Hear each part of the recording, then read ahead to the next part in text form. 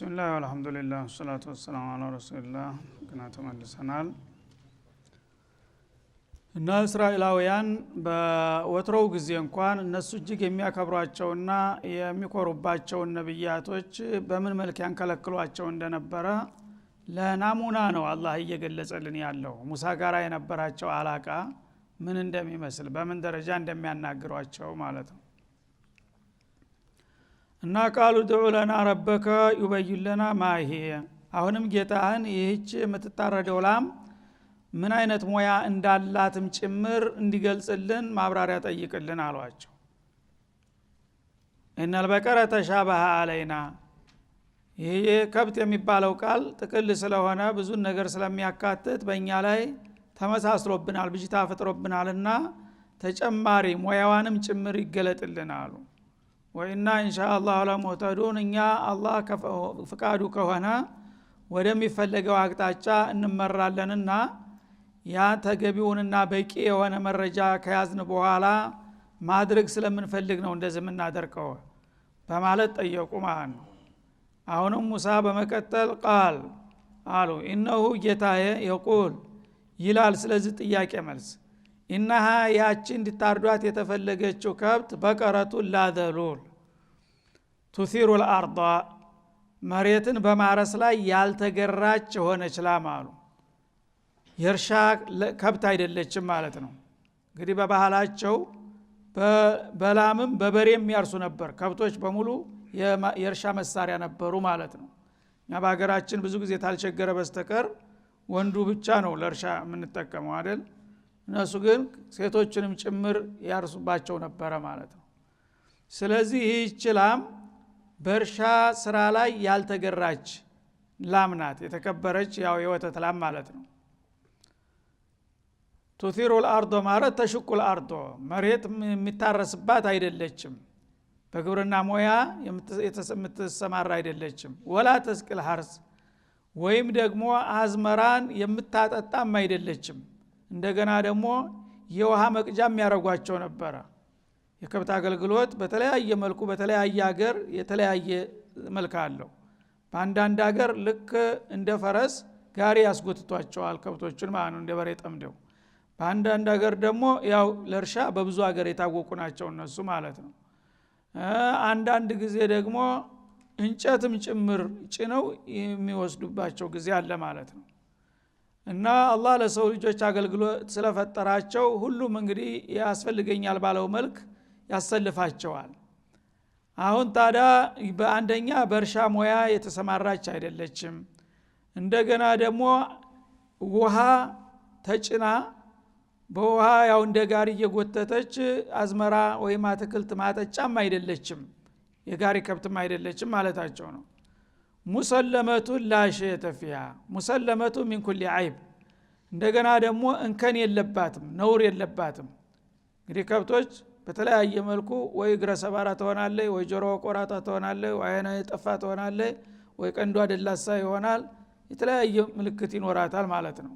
ልዩ ምልክት የላትም፣ እንከን የላትም፣ አይብ የሌላት ኖርማል ወጥ የሆነች ናት ተባለ ማለት ነው። አሁንም ክራይቴሪያው በጨመረ ቁጥር ያው የተለያዩ ነገሮችን እያወጣ ከብቷ በቀላሉ እንዳትገኝ እያደረገ ነው ማለት ነው። ላሽየተ ፊሃ ማለት ላ ለውነ ዩኻሊፉ ሙዕዘመ ለውኒሃ፣ ዋናውን ከለሯን የሚጻረር ሌላ መልክ ያለው ጠጉር የላትም። ከብቶች እንግዲህ የተለያየ ጠጉር ይኖራቸዋል፣ ግን ወይ እግሩ አካባቢ ወይ ጅራቱ አካባቢ የተወሰነች ሌላ ተጨማሪ ጠጉር ትመጣለች። እንደዛም የላትም።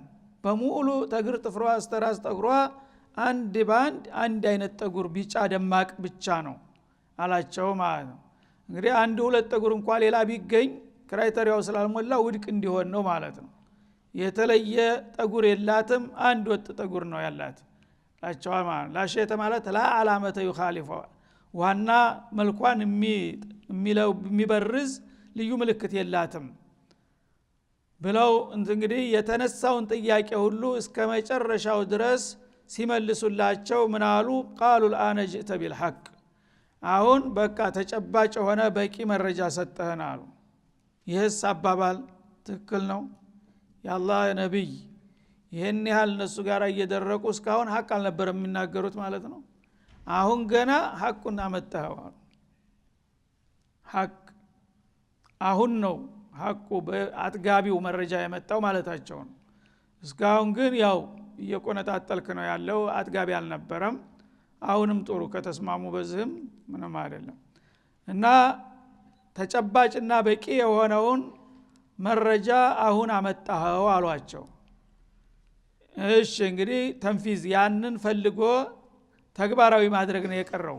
የሙሳ ስራ አለቀ። እንግዲህ እንደምንም ታግለው ሰዎቹን ክራይቴሪያውን አሟልቷል በቃንስ ወደው እስከሚጠሉ ድረስ ማብራሪያ ሰጧቸው። በቃ አንተ አሁን በቂ መረጃ ሰጥተናል፣ እሷን ፈልገን ማድረግ ብቻ ነው አሉ ማለት ነው።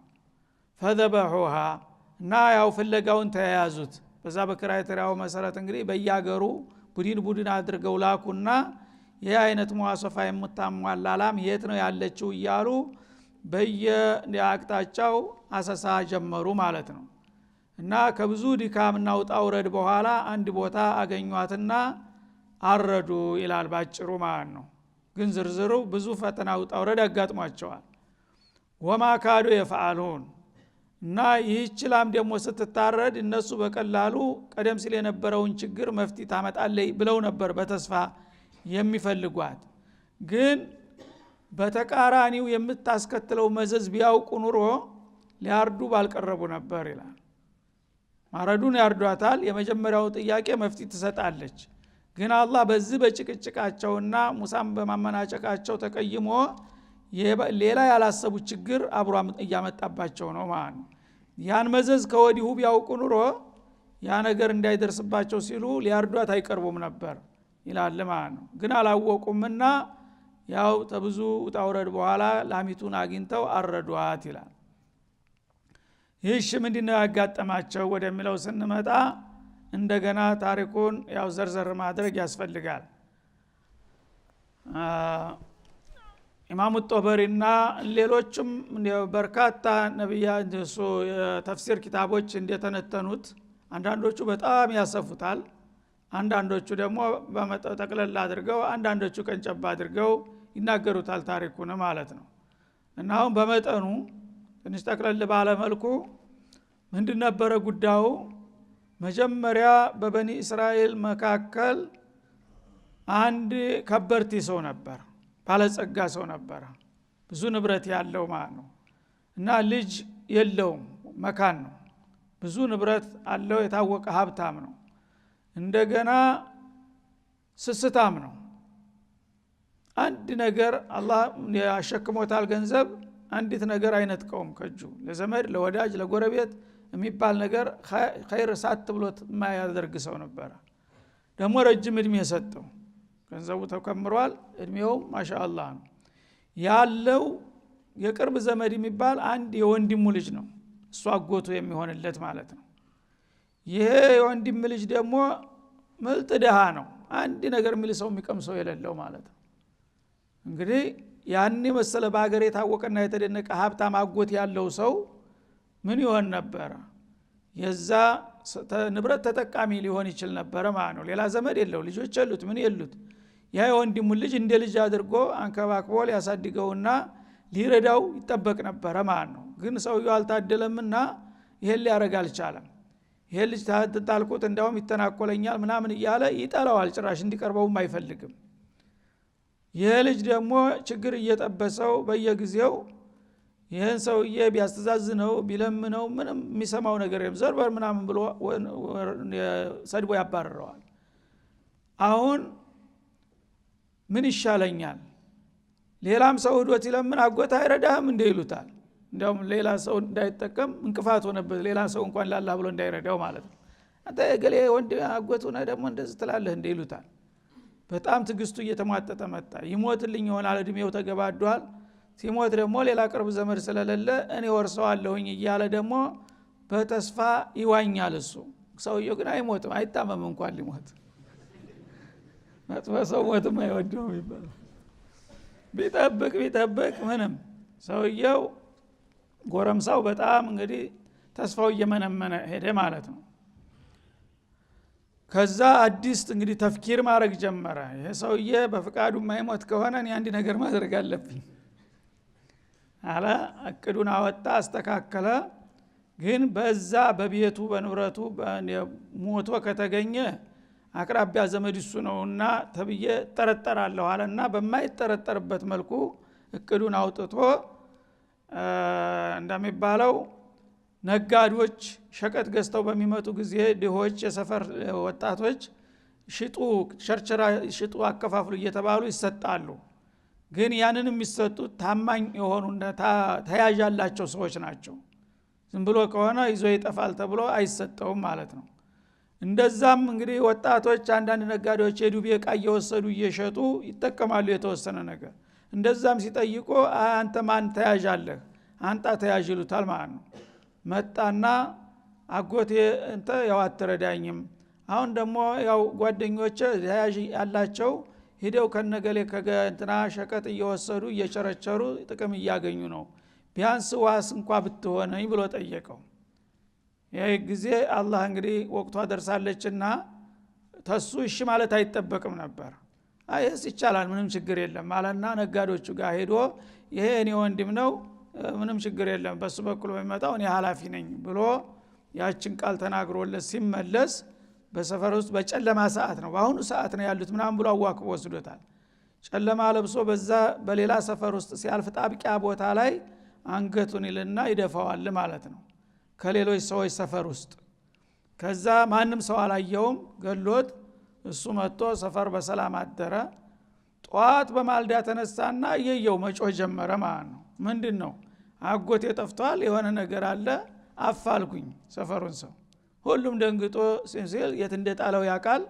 ወደ ገሌ ሰፈር ሄዳለሁ ብሎ ነበር እስቲ እያለ ወደዛ ቦታ ይዞ ይሄዳል ማለት ነው። እዛ አንዱ ምስኪን በር ላይ ድፊት ብሎ ሲገኝ ይሄው የዛ ሰፈር ሰዎች ናቸው አጎቴን የገደሉት ይያዙልኝ አንፈርሳታ ይባላል ማለት ነው። ያ ህዝቡ ተጠራ። ሰዎቹም ያውቁት ነገር የለም እነሱ ተኝተው እያሉ ነው ሰው የተገደለው። እኛና ቅም ብትሉ እንዴት አድርጎ ሰፈራቸው ላይ ሰውንም ያህል ነገር ሲሞት እንዴት አታቁም በግዳችሁ ታወጣላችሁ ብሎ ያው ባለስልጣን መጥቶ ያዋክባቸዋል ማለት ነው። እዛ ቢታወስ ቢፈለግ ቢመረመር ምንም ፍንጭ አልተገኘም፣ ማንም ሰው ያየ የለምና ማለት ነው። በመጨረሻ እነሱ እንግዲህ የራሱን ወገኖች ይዞ አካከ ዘራፍ ይላል። ይኸው እጅ ተፈንጅ በራቸው ላይ ተገኝቷል፣ በቃ አፋረዳቸዋለሁኝ እያለ ይጮሃል። እነሱ ደግሞ እኛ አይተን አናቅም እንዲህ አይነት ነገር ስለሱ የምናውቀው ነገር የለም ሲባል ወደ ብሔረሰብ ግጭት ተሸጋገረ ማለት ነው። እንግዲህ መጥፎ ወንጀል አልሆነ ቦታ ላይ ሲፈጠም በግለሰቦች የተጀመረ ወደ ብሔረሰቦች ከዛም ወደ ህዝብ ነው የሚገባው ማለት ነው።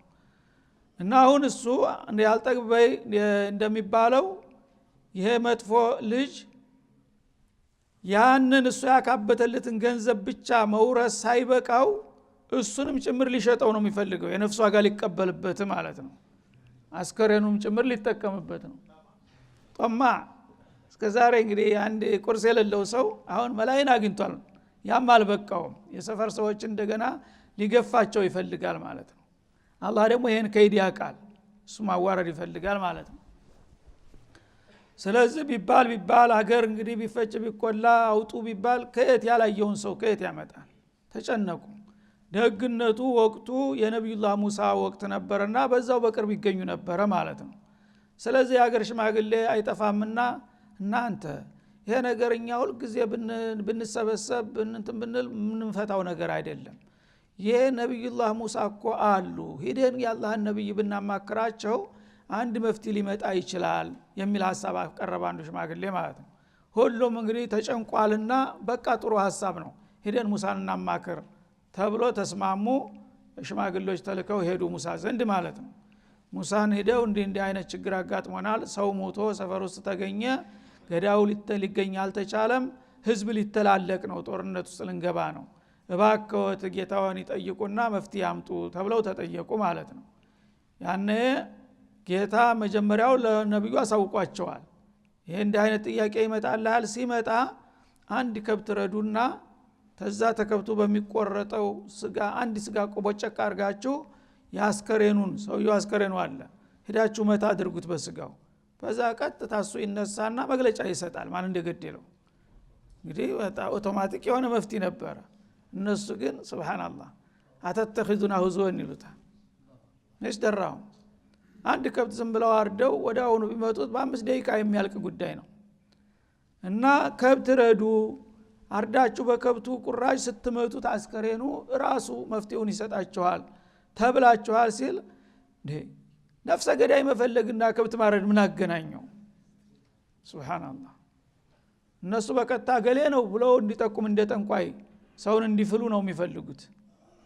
ላ አላህ በህክማ ነው እንግዲህ ይሄ ነገር ትምህርት ሰጥቶ ለተለያዩ ጃሃቶች ትምህርት ሰጥቶ እንዲሄድ ነው የፈለገው ማለት ነው። በቀጥታ ገሌ ነው ማለት አልፈለገም። እነሱ ግን ያው ቀደም ሲል የተደረደረውን ማለቂያ የሌለው አሳፋሪ ጥያቄ እያንዛዙ መጡ ማለት ነው።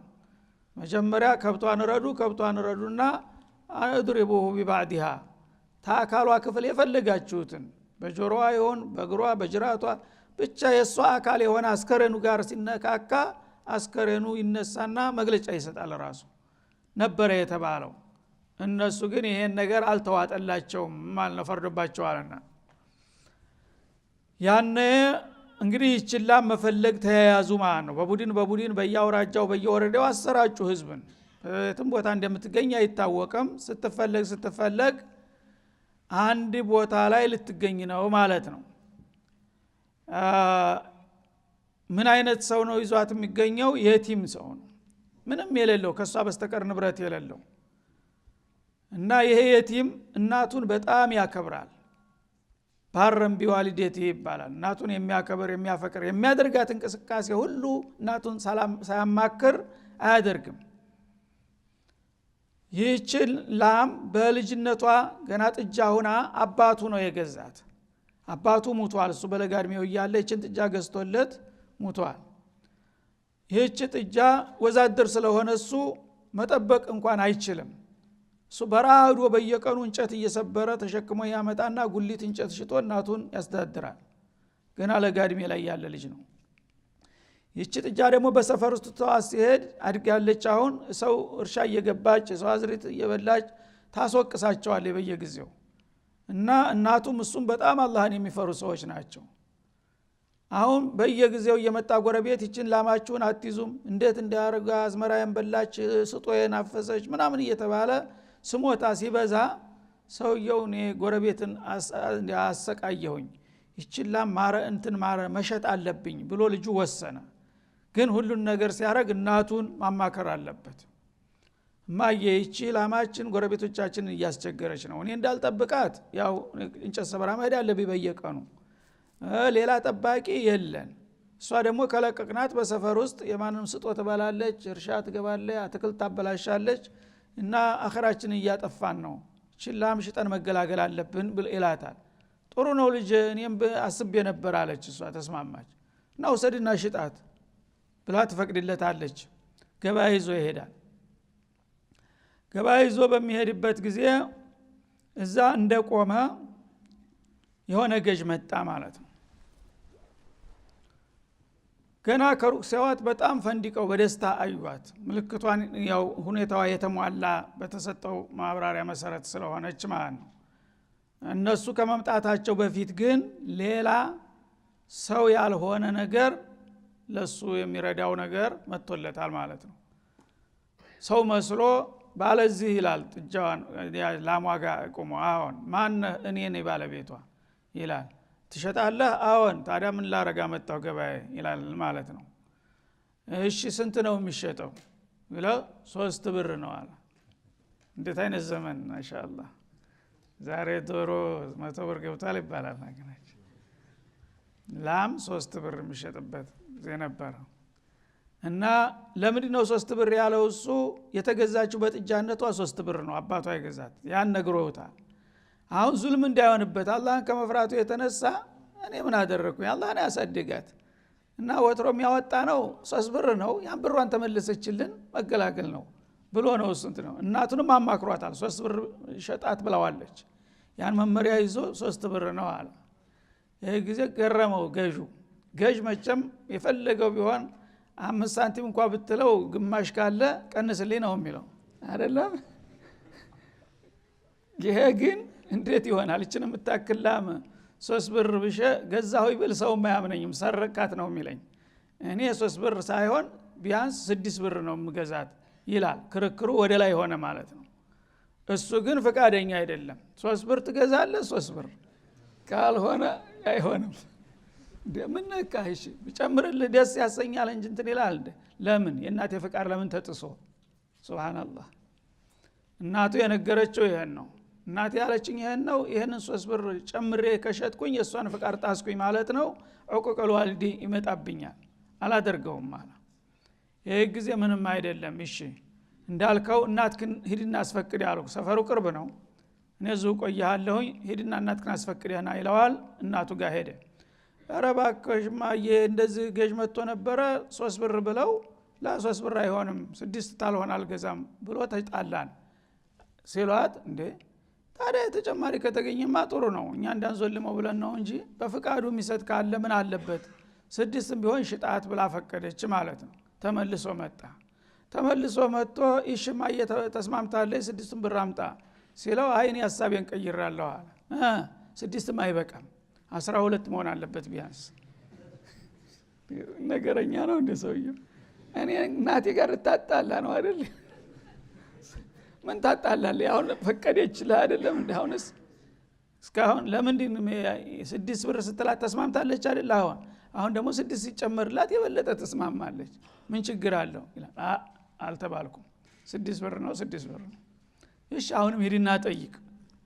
መልሶ ሄደ። አሁን ደግሞ 6 ብር አይበቃም 12 መሆን አለበት ይላል ሲላት፣ ሴትዮዋ ተጠራጠረ፣ ጭንቅላቷ ገባ ይሄ ነገር።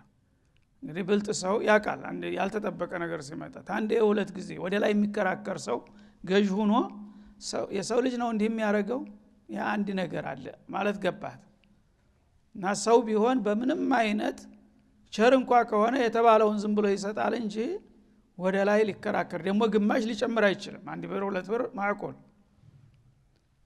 አለችና ምን አለይ ብልጥ ሆነችና እሷ ልጄ ካሁን በኋላ አትመላለስ፣ እሱ ያለህን ብቻ ተቀብለና አለችው ማለት ነው። ክፍት አደረገችለት ማለት ነው።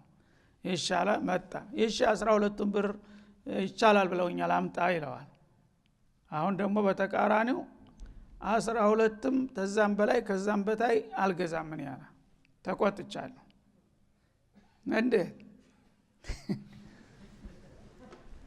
ይሄ ሁሉ የምታንዛዛኝ ለምንድን ነው? አንተን ለመጥቀም ብዬ የማደርገውን ነገር አረባክን እናቴ እንዳትቀየመኝ ብዬ ነው መለመን ጀመረ እንደገና። ይሻ አሁን እናትህ የሚሉን ትሰማለህ ታከብራለህ አሉ። አዎ ስለዚህ እኔ እሱ ያለህን ስማ ብለሃለች አይደለም? አዎ ስለዚህ ይችላም የምትሸጠው በቆዳዋ ሙሉ ጥሬ ወርቅ ነው፣ ሙሽ በቁጥር።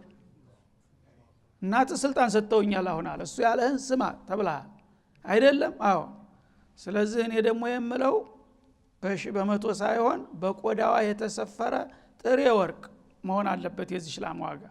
ልክ ቆዳዋም ወርቅ ነውና የሚመስለው ያንን የሚያክል ወርቅ ማምጣት አለባት ይለዋል ማለት ነው። እንዴት ይለዋል? እንደዚህ ነው በቃ። አሁን እናትህ አዘውሃል፣ እኔ ደግሞ ይሄ ነው ሐሳቤ። ይህንን ደግሞ የሚሰጥህ ገዥ ይመጣል። አሁን እኔ አይደለሁም፣ እኔ ጨረስኩ ስራዬ። እኔ ስሄድ አሁን ይመጡልሃል ገዦቹ፣ ይህንን በል አለው። እሺ ከዛ ልክ እሱ ዘወር ሲል መጡ እየተንጋጉ ቡድን ለጅና ሆነዋል እነሱ። እና ላማችን እዛ ያለች ተገኘች ምናምን እያሉ በደስታ መጥተው ከበቡት። ያባለዚህ ሲሉ ወዲህ ያንተና ታውን ትሸጣለች እንደ ታዲያ ለምን? እሺ ስንት ነው? በቆዳዋ ሙሉ ወርቅ ነው። ሞኝ ላኩትን አይረሳም። እንግዲህ